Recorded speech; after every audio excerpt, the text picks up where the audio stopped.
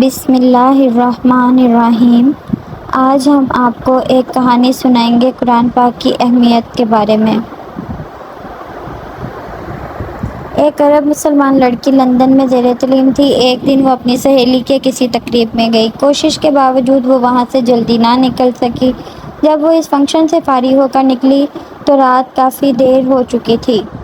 اس کا گھر دور تھا۔ گھر جلدی پہنچنے کا ذریعہ زیر زمین چلنے والی ٹرین تھی، لیکن وہ ٹرین سے سفر کرنے سے کچھ خوف محسوس کر رہی تھی، کیونکہ برطانیہ میں اکثر رات کے وقت ٹرینوں پر بہت سے جرائم پیشہ اور نشہ میں دھت افراد ہوتے ہیں۔ آئے روز ٹی وی چینلز اور اخبارات میں یہاں ہونے والی وارداتوں کا تذکرہ موجود ہوتا ہے۔ چونکہ اس لڑکی کو زیادہ دیر ہو چکی تھی اور بس کافی وقت لے سکتی تھی، اس لیے اس نے بہت سے خدشات و خطرات کے باوجود ٹرین میں جانے کا فیصلہ کر لیا۔ یہ بات پیش نظر رہے کہ یہ لڑکی دیندار نہیں تھی، بلکہ بہت زیادہ آزاد خیال اور لبرل تھی۔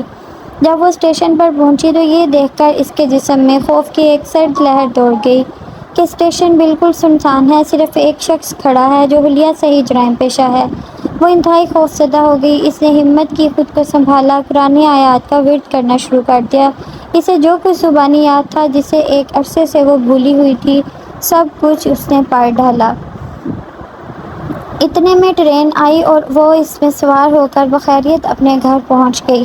اگلے دن کا اخبار دیکھ کر وہ چونک اٹھی۔ اسی اسٹیشن پر اس کے روانہ ہونے کے تھوڑی دیر بعد ایک نوجوان لڑکی کا قتل ہوا اور قاتل گرفتار بھی ہو گیا۔ وہ پولیس اسٹیشن گئی۔ پولیس والوں کو بتایا کہ قتل سے کچھ دیر پہلے وہ اس اسٹیشن پر موجود تھی۔ کہنے لگی، میں قاتل کو پہچانتی ہوں اور اس سے کچھ پوچھنا چاہتی ہوں۔ جب وہ مجرم کے سیل کے سامنے پہنچی تو اس سے پوچھا، کیا تم مجھے پہچانتے ہو؟ اس نے جواب دیا، ہاں پہچانتا ہوں، رات کو تم بھی اس اسٹیشن پر آئی تھی۔ لڑکی نے پوچھا، تو پھر تم نے مجھے کیوں چھوڑ دیا؟ وہ کہنے لگا، میں تمہیں کیسے نقصان پہنچاتا؟